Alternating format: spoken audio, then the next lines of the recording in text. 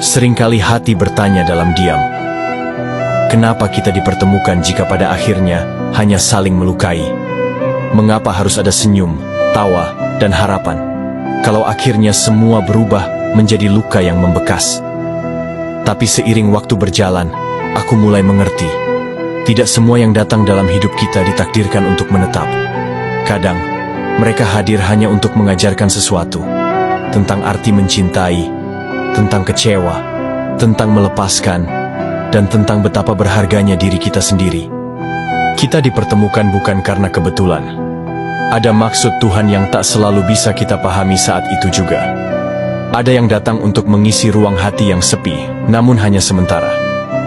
Dan ketika mereka pergi, mereka meninggalkan pelajaran berharga, bahwa cinta sejati bukan yang membuatmu terluka, tapi yang membuatmu tumbuh tanpa harus kehilangan dirimu sendiri.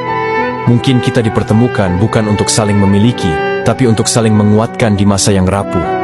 Kita hadir dalam hidup satu sama lain, bukan sebagai takdir terakhir, melainkan sebagai pelajaran berharga.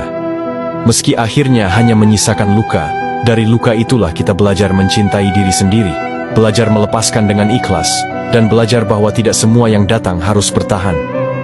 Karena kadang, pertemuan adalah jembatan menuju kedewasaan, bukan tujuan dari kebahagiaan. Jadi, meskipun hati ini pernah tersakiti, jangan sesali pertemuannya. Terima dengan ikhlas, simpan yang indah sebagai kenangan, dan jadikan yang menyakitkan sebagai pelajaran. Karena kamu layak bahagia. Kamu layak dicintai tanpa harus terluka.